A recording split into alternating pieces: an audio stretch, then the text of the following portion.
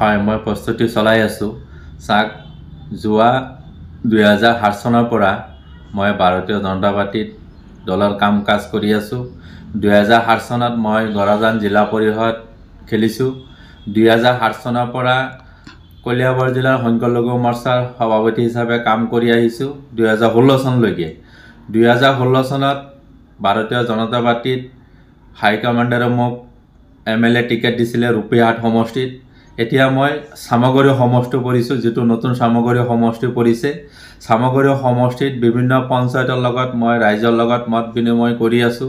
যদি দলে মোক 2026 ত টিকেট দিয়ে তেতিয়ালে মই ৰকিবুল হোসেন বা ৰকিবুল হোসেনৰ পুত্ৰৰ লগত প্ৰত্যাহ্বান কৰিম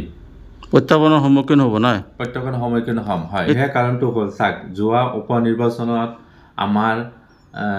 বিধায়ক ডিপ্লুৰঞ্জন শৰ্মা ডাঙৰীয়া তেওঁ এজন ভাল মানুহ তেখেতক চাই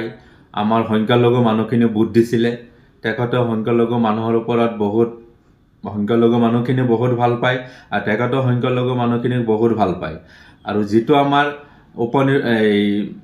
পঞ্চায়ত ইলেকশ্যন গৈছে জিলা পৰিষদৰ টিকেট হওক বা কাউন্সিলৰৰ টিকেট হওক টিকেটটো খেলিমেলি হোৱাৰ কাৰণে যিখিনি মানুহে নেতৃত্ব লৈছিলে বেয়া হৈছে দেখা গৈছে যে নিৰ্বাচনৰ সময়ত আপোনাৰ কিছুমানে আপোনাৰ লোকেল বাউন্সাৰ কোলা কাপোৰ পিন্ধি ঘূৰিছে আৰু এই বিজেপি নীতি আদৰ্শত এইবিলাক পৰে নেকি আমাৰ বিজেপিৰ নীতি আদৰ্শত এইবিলাক নাই আমিওতো দল সংগঠন কৰিছো বেয়া দিনৰ পৰা দল কৰি আহিছো ৰকিবুল হোসেনে কিমান অত্যাচাৰ কৰিছে মোক আপোনালোকে জানেই মোৰ ঘৰ বাৰী মোক গাড়ী চাৰি সব ভাঙি দিছে মই জেল খাটি আহিছো এই দলৰ কাৰণে তথাপিতো মই পুই বাউন্সাৰ টাউন্সাৰ লৈ মই সমষ্টিত ঘূৰা নাই বা কোনো দিন এতিয়াও সমষ্টিত গলে মোৰ কোনো ধৰণৰ বাউন্সাৰ নালাগে এইবিলাক বাউন্সাৰৰ কাৰণে মানুহখিনি আম মানুহখিনি ভয় খাই গৈছে যাৰ বাবে কংগ্ৰেছক ভোট দিবলগীয়া হ'ল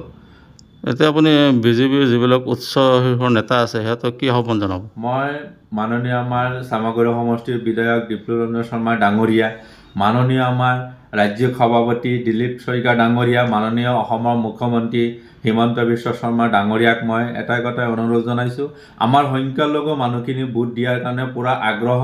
আপোনালোকে ভাল মানুহক এটা নেতৃত্ব দিয়ক যাতে আমাৰ সংখ্যালঘু মানুহখিনি ধৰি ৰাখিব পাৰে